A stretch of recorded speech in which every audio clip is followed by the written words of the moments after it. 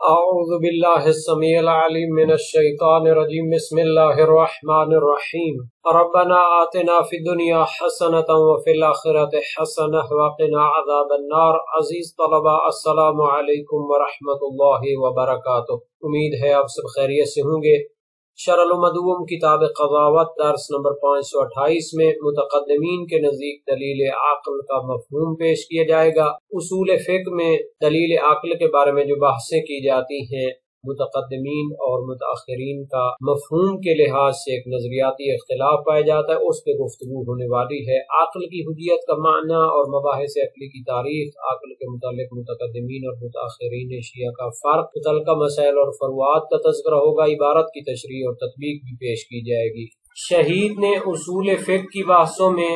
دلیل عقلی کے بارے میں بھی بحث کرنے کو ضروری قرار دیا ہے۔ اجتہاد کے مقدمات میں سے فرمایا وَدَلَالَةُ الْعَقْلِ مِنَ الْإِسْتِصْحَابِ وَالْبَرَاءَةِ الْأَصْلِيَّةِ وَغَيْرِهِمَا دَاخِلَةٌ فِي الْأُصُولِ وَكَذَا مَعْرِفَةُ مَا يُحْتَجُّ بِهِ مِنَ الْقِيَاسِ۔ عقل کی دلیل کی جو بحثیں ہیں، استصحاب کی، براءت اصلیہ کی، اور دوسری جو اصول عقلیہ ہیں، یہ علم اصول فقہ میں داخل ہیں۔ اور اسی طرح جس قیاس کے ذریعے احتجاج اور استدلال کیا جاتا ہے، اس کا جاننا بھی اصول فقہ کی بحثوں میں داخل ہے۔ گویا کہ شہید ثانی نے عقل جو کہ ادلہ اربع میں سے ایک ہے، اس کے بارے میں بیان کر دیا ہے کہ وہ اصول عملیہ کی جو بحثیں ہیں، یہ استصحاب، براءت، احتیاط وغیرہ، تو یہ اصول فقہ کی بحثوں میں شامل ہے۔ دلیل عقل سے مراد یہ لیا جاتا ہے کہ جس حکم عقلی کے ذریعے حکم شرعی تک پہنچتے ہیں، اور دلیل کے دو قسمیں کی جاتی ہیں۔ چونکہ قیاس جب بنایا جاتا ہے منطقی تو صغرا کبرا سے تشکیل پاتا ہے، اگر اس کے دونوں صغرے کبرے وہ کیا ہوں، عقلی ہوں، تو پھر مستقلات عقلیہ میں چلا جاتا ہے، اور جیسے حرمت ظلم، وجوب رد ودیعت اور حسن عدل وغیرہ۔ اور اگر اس کا ایک مقدمہ عقلی ہو اور ایک مقدمہ شرعی ہو تو اس کو ملازمات عقلیہ کی بحث کہتے ہیں، یا غیر مستقلات عقلیہ بھی کہتے ہیں، جیسے مقدمہ واجب کی بحث ہے، اقتضاء امر و نہی کی بحث ہے، دلالت نہی علی الفساد کی بحث ہے، اور اجتماع امر و نہی کی بحث ہے، اجزاء کی بحثیں ہیں کہ جن کی تفصیل اصول فقہ میں موجود ہے۔ تو دلیل عقلی میں جو ہے 4 اصلیں ہیں کہ جن کو اصول عملیہ کا نام دیا جاتا ہے۔ انہیں اصول عقلی بھی کہا جاتا ہے چونکہ عقل کے ذریعے ان کا استنباط کیا کرتے ہیں، سابقہ علماء اور لفظوں کی اس میں دخالت نہیں دیتے۔ تو اصول جو ہوتے ہیں، جو عقل سے استنباط ہوتے ہیں، ان کو اصول عقلی کہتے ہیں۔ اس کے مقابلے میں اصول لفظیہ ہوتے ہیں جو قرآن و سنت کے الفاظ سے استنباط کیے جاتے ہیں، اور ان کو اصول عملیہ کہتے ہیں چونکہ جس وقت حکم واقعی جو لوح محفوظ میں ہے وہ مجہول ہوتا ہے، تو مقام عمل میں وظیفہ عملی کو معین کرنے کے لیے جن اصول و قواعد سے استفادہ کیا جاتا ہے ان کو اصول عملیہ کہتے ہیں۔ تو شہید ثانی نے فرمایا کہ یہ اصول فقہ کی مباحث میں داخل ہے۔ چونکہ اصول فقہ کی مباحث کی 2 قسمیں ہیں، مباحث لفظیہ، مباحث عقلیہ۔ تو مباحث لفظیہ میں جیسے اصالت الحقیقت ہے، اصالت العموم ہے، اصالت الاطلاق ہے، اور اسی طرح واضح، عام، مشتق کی واضح کی باتیں ہیں، تو یہ ساری باتیں اصول لفظیہ۔ امر و نواہی کی باتیں بھی، مفاہیم کی باتیں بھی اسی میں داخل ہوتی ہیں۔ اصول عقلی وہ اصول ہیں کہ جن کو عقل کے ذریعے استنباط کیا جاتا ہے۔ تو اس کے بارے میں سب سے بہترین تحلیل تو وہ شیخ انصاری کی ہے، جو کہ بعد میں صاحب کفایہ نے اور باقی تمام بڑے اصولیوں نے بھی اس کو عکس کیا ہے۔ جب کوئی شخص، کوئی مکلف کسی حکم کی طرف متوجہ ہوتا ہے تو اس پر 3 حالات میں سے ایک گزرتا ہے، یا تو اسے اس کا قاطع اور یقین حاصل ہو جاتا ہے، یا اسے ظن اور گمان حاصل ہوتا ہے، یا وہ شک اور تردید کی حالت میں باقی رہتا ہے۔ قاطع اور یقین تو ذاتاً حجت ہے، وہ جو ہے اس کو نہ حجیت دی جا سکتی ہے کہ اس کی حجیت جعلی اور اعتباری ہو، اور نہ ہی اس کی حجیت کو چیلنج کیا جا سکتا ہے اور ختم کیا جا سکتا ہے کہ اس صورت میں تناقض لازم آئے گا۔ ظن و گمان اگرچہ قاطع اور یقین کی طرح نہیں ہے، لیکن پھر بھی اگر شارع کی طرف سے اس کی حجیت کی دلیل موجود ہو تو پھر اس پر عمل کرنے کا حکم دیا جا سکتا ہے، چونکہ یہ بھی 70-80% کی حد تک ہوتا ہے اور واقع کی طرف ناظر ہوتا ہے۔ تو جو ظن اور گمان آور دلیلیں ہیں معتبر، ان کی بات بھی اصول فقہ میں کی جاتی ہے۔ یہاں تک شک اور تردید کا تعلق ہے تو اس میں کاشفیت تو ہوتی نہیں ہے، واقع کی طرف اس کی نظارت تو ہوتی نہیں، تو اس صورت میں مقام عمل میں اس کو حیرت اور سرگردانی سے نکالنے کے لیے کچھ اصول کو معین کیا گیا ہے کہ جس کے ذریعے وہ ظاہری وظیفہ مشخص کر سکتا ہے۔ تو اصول عملیہ کی 4 قسمیں: براءت، احتیاط، تخییر، استصحاب۔ تو اصل براءت تب جاری ہوتی ہے، جس کو براءت اصلی کا نام بھی دیتے ہیں، اور شہید ثانی نے بھی اس کو اسی نام سے یاد کیا ہے، کہ جب اصل حکم اور اصل تکلیف میں شک ہو تو اس کے بارے میں عقل حکم لگاتی ہے قبح عقاب بلا بیان، کہ جب تک شارع اس حکم کو بیان نہیں کرتا اس پر قبیح ہے عذاب دینا اور اس پر یعنی اس کی باز پرس کرنا۔ اصل استصحاب وہاں پہ جاری ہوتی ہے جہاں پر پہلے ایک حکم کا یقین تھا، بعد میں کسی حوالے سے اس کے بارے میں شک ہو جاتا ہے کہ وہ باقی ہے یا نہیں، تو استصحاب اپنی شرائط کے ساتھ اس کو حجت مانا جاتا ہے، اور سابقہ یقین کو بالکل ختم نہیں کیا جاتا بلکہ اس کو یعنی عملاً باقی سمجھا جاتا ہے۔ عقلی طور پر سابقہ علماء اس کو حجت مانتے تھے اور اسی لیے اس کو دلیل عقلی میں لے کر شامل کرتے ہیں۔ اصل احتیاط اور تخییر بھی اسی طرح ہیں، جن کو شہید ثانی نے ذکر نہیں کیا، وغیرہ حباب شاید یہ داخل ہوں۔ اصل احتیاط تب ہوتی ہے کہ جب ایک حکم کا یقین ہو، علم اجمالی ہو، لیکن کون سا ہے اس کا متعلق، مثال کے طور پر ایک نماز کے وجوب کا علم ہے لیکن نماز ظہر ہے یا جمعہ ہے، تو پھر اصل احتیاط ہوتی ہے۔ عقل کہتی ہے کہ اس طرح عمل کریں کہ آپ کو اپنے عہدہ برا ہونے کا یقین ہو جائے، اور تخییر اسی طرح ہوتی ہے کہ جہاں پر احتیاط ممکن نہیں ہوتی۔ تو دلیل عقلی جو ہے شہید ثانی نے فرمایا کہ استصحاب، اصل برات وغیرہ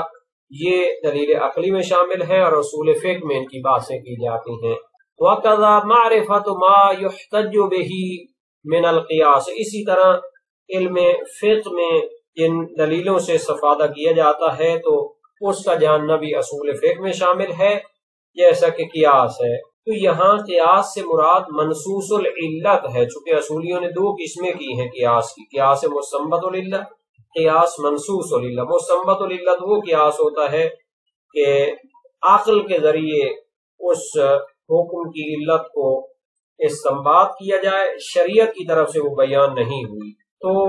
شیعہ امامیہ جو ہے بالاتفاق قیاس مستنبط العلت کو قابل عمل نہیں سمجھتے۔ قیاس منصوص العلت یہ ہوتا ہے کہ ایک حکم کی علت شارع نے بیان کی ہے، نہ کہ خود عقل نے اس کو استنباط کیا ہے، تو یہ علت صریح ہوتی ہے یا ظاہر ہوتی ہے، یا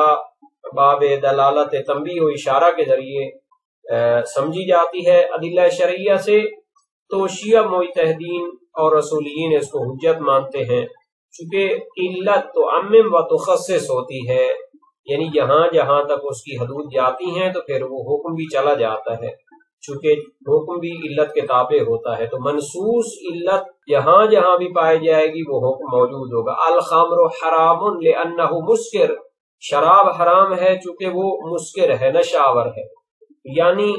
علت بیان کی ہے شارع نے، تو یہ کیا ہوگا پھر جہاں جہاں اسکار پایا جائے گا، نشہ پایا جائے گا تو وہ حرام ہوگی۔ شہید ثانی مزید فرماتے ہیں بل یشتمل کثیر من مختصرات اصول الفقہ کالتہذیب و مختصر الاصول لابن الحاجب علی ما يحتاج الیہ من شرائط الدلیل المدون فی علم المیزان و کثیر من کتب النحو علی ما يحتاج الیہ من التصریف، بلکہ بہت سی اصول فقہ کی مختصر کتابیں ان بحثوں پہ مشتمل ہیں، کالتہذیب جیسے تہذیب الاصول علامہ ہلی کی، و مختصر الاصول ابن حاجب کی ہے، علی ما يحتاج الیہ من شرائط الدلیل ان چیزوں پر مشتمل ہیں کہ جن کی ضرورت پڑتی ہے استنباط کے وقت، جیسے دلیل کی شرائط المدون فی علم المیزان ہے کہ جن کو علم میزان اور علم منطق میں تدوین کیا جاتا ہے، لیکن اصول فقہ کی مختصر کتابوں میں بھی بہت سی ایسی باتیں پائی جاتی ہیں۔ علامہ ہلی نے ان کو بیان کر دیا، وہ علم منطق و میزان کی باتیں ہیں، لیکن اصولی کتابوں میں جو ضروری اصطلاحات ہیں ان کو ذکر کر دیا۔ مختصر الاصول ابن حاجب کی، اس میں بھی ایسی باتیں آ گئی ہیں۔ وَكَثِيرٍ مِّن کتب النحو، اور اسی طرح بہت سی کتب نحو مشتمل ہیں علی ما یشتمل الیہ من التصریف، ان چیزوں پر کہ جن کی ضرورت پڑتی ہے علم صرف میں سے، یعنی صرف کی جو ضروری باتیں ہیں وہ نحو کی کتابوں میں ذکر کر دی جاتی ہیں۔ اس طرح اگر انسان اصول فقہ کی کتابوں کو اچھے طریقے سے پڑھ لے تو علم منطق کی ضروری بحث اس میں آ جاتی ہیں، علم نحو کی کتابوں کو اچھے طریقے سے پڑھ لے تو علم صرف کی ضروری بحث بھی اس میں آ جاتی ہیں۔ یہ عبارت اس طرح ہوگی وَكَثِيرٌ مِّن كُتُبِ النَّحْوِ، یہ کثیر اس کثیر پر عطف یشتمل کا فاعل پر عطف ہو رہا ہے تو یہ مرفوع ہوگا۔ ظاہر ہے کہ یہ اصولی یا نحو کی جو کتابیں ہیں، نحو کی کتابیں لکھنے والے علم صرف کے ماہرین ہیں، ان کی ضروری بحث کی طرف اشارہ کر دیتے ہیں، اور اصول فقہ کو لکھنے والے علم منطق و فلسفہ کے ماہرین ہیں تو وہ بھی اس کی ضروری بحث کو اس علم میں ذکر کر دیتے ہیں۔ یہاں پر ایک نہایت اہم بات ہے جس کو بیان کرنا مناسب ہے کہ مختصر الاصول جو ابن حاجب کی ہے یہ غیر شیعہ عالم تھے، اور اس کی کتاب سابقہ دور میں نصاب میں شامل تھی، اور معالم الاصول میں جو اصولیوں کے اقوال ذکر کیے گئے ہیں یہ مختصر الاصول ابن حاجب سے ناقل کیے گئے ہیں۔ یعنی اگر جدید دور میں معالم الاصول کی تخریج ہو اور اس کے اقوال کی تحقیق ہو تو بہت سارے پھر غیر شیعہ اقوال اور نظریات بھی اس میں داخل ہیں، اس لیے ابھی تک اس کی ٹھیک طریقے سے تخریج بھی شائع نہیں ہوئی۔ نعم یشترط مع ذلك كله ان يكون له قوة يتمكن بها من رد الفروع الى اصولها واستنباطها منها وهذه هي العمدة في هذا الباب۔ شہید ثانی فرماتے ہیں ہاں ان سب کے باوجود شرط ہے ان يكون له قوة کہ اس کو ایسی قوت ملکہ اور طاقت حاصل ہو جائے یتمکن بها من رد الفروع الى اصولها کہ جس ملکہ اور طاقت کے ذریعے وہ فروعات اور مسائل اور جزیات کو اصول و قوانین کی طرف پلٹا سکے، وَاِسْتِنْبَاطِهَا مِنْهَا اور ان جزیات اور فروعات کو استنباط کر سکے اصول اور قواعد میں سے۔ وَهَذِهِ هِيَ الْعُمْدَةُ فِي هَذَا الْبَابِ اور یہی اس باب اجتہاد و فقاہت میں عمدہ ہے، یعنی یہی چیز مطلوب ہے۔ فقط کتابوں کے اقوال جان لینا اور ان کی بحثوں کا یاد کر لینا کافی نہیں، بلکہ اس کے اندر ایسی مہارت اور ایسی طاقت اور ملکہ حاصل ہو جائے کہ وہ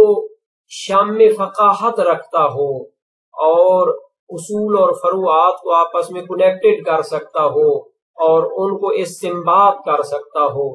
بعض اوقات ایک شخص کام کر رہا ہوتا ہے لیکن اس میں مہارت اور ملکہ نہیں ہوتا تو وہ مطلوب نہیں ہے کتابوں کو یاد کر لے، ان کی ابحاث کو یاد کر لے، بلکہ اسے مہارت حاصل ہونی چاہیے۔ وَإِلَّا فَتَحْصِيلُ تِلْكَ الْمُقَدِّمَاتِ قَدْ صَارَتْ فِي زَمَانِنَا سَهْلَةً لِكَثْرَةِ مَا حَقَّقَهُ الْعُلَمَاءُ وَالْفُقَهَاءُ فِيهَا وَفِي بَيَانِ اسْتِعْمَالِهَا۔ شہید فرماتے ہیں اس ملکہ اور قوت اور مہارت کو حاصل کرنا مقصود ہے، ورنہ ان مقدمات کا حاصل کرنا ہمارے زمانے میں نہایت آسان ہو چکا ہے، چونکہ مختلف علماء اور فقہاء نے اس کے بارے میں بکثرت تحقیقات پیش کی ہیں۔ وفی بیان استعمالها اور ان کے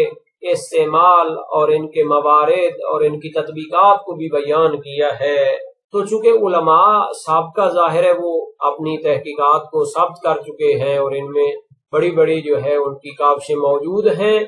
تو انسان ان کو یاد کر لے تو پھر بھی وہ مجتہد تو نہیں بن جائے گا، ان کا ترجمہ کر لے تو مجتہد نہیں بن جائے گا، بلکہ مجتہد ایک ملکہ اور مہارت ہے جو خود اس کو حاصل ہو جائے اور وہ پھر ایک صاحب نظر شخصیت بن جائے۔ وَإِنَّمَا تِلْكَ الْقُوَّةُ بِيَدِ اللَّهِ تَعَالَى يُؤْتِيهَا مَن يَشَاءُ مِنْ عِبَادِهِ عَلَى وِفْقِ حِكْمَتِهِ وَمُرَادِهِ وَلِكَثْرَةِ الْمُجَاهَدَةِ وَالْمُمَارَسَةِ لِأَهْلِهَا مَدْخَلٌ عَظِيمٌ فِي تَحْصِيلِهَا۔ اور یہ جو قوت اور طاقت اور ملکہ اور مہارت ہے یہ اللہ تعالیٰ کے دست قدرت میں ہے، جسے چاہتا ہے اپنے بندوں میں سے اپنی حکمت اور اپنے ارادہ کے مطابق لوگوں کو عطا کرتا ہے۔ شہید فرماتے والے کثرت المجاہدت، اس راستے میں کوشش اور تمرین کا بھی بڑا کردار ہے۔ اس کو حاصل کرنے کے لیے انسان جتنی محنت کرے گا، جتنی اللہ کی بارگاہ میں کوشش کرے گا تو اس کا بڑا دخل ہے۔ اللہ تعالیٰ اس کو یعنی درجہ اجتہاد و فقاہت کے لیے انتخاب کر لے گا اور اسے وہ توفیق بخشے گا، اسے وہ عطا کرے گا۔ اور آیت سے بھی یہاں پر استنباط کیا وَالَّذِينَ جَاهَدُوا فِينَا لَنَهْدِيَنَّهُمْ سُبُلَنَا وَأَنَّ اللَّهَ لَمَعَ الْمُحْسِنِينَ، جو لوگ ہمارے راستوں میں جہاد اور کوشش کرتے ہیں تو ہم اپنے راستوں کی انہیں ہدایت دیتے ہیں، اور بے شک اللہ تعالی نیکوکاروں کے ساتھ ہے۔ تو اس بحث کا خلاصہ یہ ہے کہ شہید ثانی کی نظر میں جہاں انسان کو مہارت اور ملکہ تک پہنچنے کے لیے کوشش کرنی ہے، وہاں اللہ تعالیٰ کی بارگاہ میں دعا بھی کرنی ہے، اللہ تعالیٰ کی بارگاہ میں عبادت بھی کرنی ہے، تاکہ وہ اس کے خلوص اور اس کی عبادت اور اس کے تقوی کی بدولت اس پہ خصوصی انعامات کرے اور اس کو پھر درجہ اجتہاد عطا فرمائے۔ اسی طرح شہید ثانی کی ایک کتاب ہے منیت المرید فی آداب المستفید والمفید، تو نہایت ہی اہم کتاب ہے، علم ایجوکیشن کے حوالے سے پرانی کتابوں میں سے ہے۔ علامہ امام غزالی کی کتاب احیاء العلوم میں ایسی باتیں ہیں، یا دوسرے بعض علماء کی، تو علامہ شہید ثانی نے بھی اس میں بہت جاندار باتیں کی ہیں، آداب اور اس کے طریقہ کار پر بحث کی ہے۔ اس میں مقدمے میں فرماتے ہیں کہ کچھ لوگ بہت جلد اپنے مطلوب تک پہنچ جاتے ہیں، مرتبہ اتحاد تک پہنچ جاتے ہیں، اور کچھ لوگ سالہ سال لگانے کے باوجود اس کے عشر عشیر تک بھی نہیں پہنچتے، تو پھر کہتے ہیں کہ وہ اسی وجہ سے کہ انہوں نے ترتیب نہیں رکھی، اس طریقے کار کو فالو نہیں کیا جس کے تحت انسان کو ترقی حاصل ہوتی ہے۔ اور اس کا اردو ترجمہ 1960-65 میں شائع ہوا تھا، اور جدید ترجمہ بھی لاہور سے اس کا موجود ہے، بار بار شائع ہوتا ہے، نہایت اہم کتاب ہے۔ اور احیاء العلوم کا خلاصہ بھی علامہ فیض کاشانی نے المحجۃ البیضاء فی تہذیب الاحیاء کے عنوان سے ذکر کیا ہے۔ اب یہاں پر ہم دلیل عقلی کے حوالے سے ایک مختصر سی وضاحت دیتے ہیں تاکہ پتہ چل جائے کہ بہت دقیق ہیں باتیں، پرانے علماء اور جدید علماء متاخرین کے نظریات میں بہت فرق آ چکا ہے اور علم ترقی کر رہا ہے۔ ظاہر ہے کہ دلیل عقل سے مراد یہی تھا کہ یا تو مستقلات عقلیہ کے جس میں صغرا کبرا دونوں عقلی ہوتے ہیں، یا پھر ملازمات اور غیر مستقلات عقلیہ کے جس میں ایک قضیہ شرعی ہوتا ہے۔ تو شہید ثانی نے کیا کیا ہے، یہاں پر استصحاب و براءت کو عقلی دلیلوں میں شامل کر دیا ہے، حالانکہ یہ تو اصول عملیہ ہیں کہ جن کی ایک دلیل عقل ہو سکتی ہے، ورنہ استصحاب کے لیے حدیثوں سے بھی استنباط کیا جاتا ہے۔ علامہ شیخ بہائی کے والد نے زرارہ کی 3 مضمرات کو تلاش کیا جن کی سند معتبر ہے، باقی بہت سی روایات ہیں۔ اسی طرح براءت کے بارے میں قرآنی آیات اور روایات سے بہت زیادہ استفادہ کیا جاتا ہے۔ رفع عن امتی 9 ما لا یعلمون والی جلیل القدر راوی ثقہ راوی حریث بن عبداللہ سجستانی بلوچستانی کی روایت ہے امام صادق علیہ السلام سے، اور انہوں نے نبی اکرم کا قول نقل کیا ہے۔ تو علامہ شیخ مظفر نے جو اصول الفقہ لکھی ہے اس میں 3 جلد میں جہاں حجج اور ادلہ کی بات کرتے ہیں، تو دلیل عقل کی حجیت کے باعث میں انہوں نے یہاں پر ایک تاریخچہ نقل کیا ہے، کیونکہ یہ جو غیر شیعہ علماء اصول ہے وہ تو دلیل عقل میں قیاس استحسانات وغیرہ کو شامل کرتے ہیں، ہمارے علماء تو اس کو حجت مانتے نہیں ہیں۔ اب یہ جو ہمارے اخباری علماء ہیں، محدثین ہیں، وہ بھی دلیل عقل کو حجت نہیں مانتے، جس طرح کے ظواہر قرآن کو بھی حجت نہیں مانتے، اور استصحاب و براءت کے بارے میں بھی ان کے اشکالات ہیں۔ تو شیخ مظفر نے فرمایا کہ اصل میں مشکلات اصولی علماء میں بھی موجود ہے جو پرانے دور کے ہیں، انہوں نے دلیل عقلی کو شمار تو کیا ہے لیکن اس کی وضاحت نہیں کی، تفسیر نہیں کی، کتاب و سنت کے مقابلے میں اس کا محل من الاعراب نہیں بتایا۔ شیخ مفید متوفہ 413 میں اپنے تذکرۃ الاصول جو ان کی کتاب ہے جس کی تلخیص ان کے شاگرد شیخ کراچی نے کی ہے، اس میں انہوں نے دلیل عقلی کو جملہ ادلہ میں ذکر نہیں کیا، انہوں نے کتاب سنت اور اقوال ائمہ کو ذکر کیا ہے، اور پھر جو طریقے ہیں ان تین اصول تک پہنچنے کے تین بتائے، لسان، اخبار اور عقل، اور فرمایا عقل کے بارے میں وَهُوَ سَبِيلٌ إِلَى مَعْرِفَةِ حُجِّيَّةِ الْقُرْآنِ وَدَلَائِلِ الْأَخْبَارِ، یعنی کہ عقل کے ذریعے حجیت قرآن کو سمجھا جاتا ہے اور روایات کی حجیت کے دلائل کو سمجھا جاتا ہے۔ تو یہ تو اگر معنی کیا جائے تو اخباری اور جو عقل کی مستقل حجیت کے منکر ہیں وہ بھی اسی طرح کی تعویلیں کرتے ہیں۔ اس کے بعد شیخ طوسی نے آ کے جو متوفہ 460 ہے عدت الاصول میں جو قدر تفصیلی کتاب ہے اصول فقہ میں، تو انہوں نے بھی دلیل عقلی کی صراحت نہیں کی، چاہے جائے کہ اس کے لیے مستقل بحث بناتے اس کی وضاحت کرتے، بلکہ انہوں نے اس طرح جو ہے نا جی معلومات کی قسمیں کی ہیں، ضروریہ، بدیہیہ اور مکتسبہ نظریہ، اور مکتسبہ عقلی اور سمعی کر دی ہے، اور اس طرح انہوں نے بحث وغیرہ کو بڑھایا، لیکن دلیل عقل کو مستقل طور پر پیش نہیں کر سکے۔ سب سے پہلے جس عالم نے اصولیوں میں سے دلیل عقلی کو مستقل شمار کیا ابن ادریس حلی متوفہ 598 سرائر میں فرماتے ہیں فَإِذَا فَقَدَتِ الثَّلَاثَةُ یعنی الکتاب والسنہ والاجماع فالمعتمد عند المحققین التمسک بدلیل العقل فیہا، کہ جب کتاب و سنت اور اجماع میں ایک مسئلہ نہ پایا جاتا ہو تو پھر محققین کے نزدیک جو معتمد دلیل ہے وہ دلیل عقل سے تمسک کرنا ہے، لیکن انہوں نے بھی اس کی مراد کو بیان نہیں کیا، اس کی شرح نہیں کی، ایک جملے میں کہہ کر آگے چلے گئے۔ پھر محقق حلی صاحب شرائع الاسلام آتے ہیں متوفہ 676، وہ دلیل عقل کی تھوڑی سی وضاحت دیتے معتبر میں۔ دلیل عقلی کی دو قسمیں ہیں، احدہما ما یتوقف فی علی الخطاب وهو ثلاثہ لحن الخطاب فهو الخطاب دلیل الخطاب، ثانیہما ما ينفرد العقل بالدلالۃ علیہ ویحصرہ فی وجوہ الحسن والقبح۔ اچھا جی، انہوں نے دو قسمیں کر دی، ایک قسم ہے جو خطاب پر موقوف ہے وہ تین ہے، لحن الخطاب فهو الخطاب دلیل الخطاب، اور دوسرا ہے کہ مستقلات عقلیہ جو مستقل ہوتی ہے دلالت کرنے کے لحاظ سے، اور اس کو حسن و قبح میں محصور قرار دیتے ہیں، اور ان کی مثالوں میں بھی مناقشہ ہو سکتا ہے۔ شہید اول متوفہ 786 بھی اپنی کتاب ذکر شیعہ کے مقدمہ میں اس کو ذکر کرتے ہیں اور محقق حلی کی بات کا خلاصہ پیش کر دیتے ہیں، اور اسی کے اندر پھر جو ہے ذکر کرتے ہیں براءت اصلیہ اور اخذ بالعقل عند تردید اور استصحاب وغیرہ کو۔ اسی طرح بہت سے مؤلفین جو پرانے علماء تھے، معالم، رسائل کفایہ، تو دلیل عقلی کو مستقل ذکر نہیں کر سکے مگر اشارتاً اور کنایتاً وہ اس کے مصادیق وغیرہ پر بحث کرتے رہے۔ محقق حلی اور شہید اول کی تصریحات سے ظاہر ہوتا ہے کہ ان کے لیے دلیل عقلی ان زمانوں میں واضح نہیں تھی، تو انہوں نے اس کے مفہوم میں وسعت دی اور ظواہر لفظیہ کو بھی شامل کر لیا، جیسے لحن الخطاب یعنی قرینہ عقلی حذف لفظ پر دلالت کرے، فحوى الخطاب مفہوم موافقہ کو کہتے تھے، دلیل خطاب اس سے مفہوم مخالفت کو مراد دیتے تھے۔ یہ مفاہیم کی باتیں تو الفاظ کی باتیں، حجیت ظہور کی باتیں، ان کا قرآن و سنت کے مقابلے میں ایک مستقل دلیل عقل کے ساتھ کوئی تعلق نہیں۔ اسی طرح اس صحاب کو بھی وہ دلیل عقل میں شمار کر رہے ہیں۔ محقق قمی متوفہ 1231 بھی اسی طریقے سے ان کو ذکر کر کے جاتے ہیں۔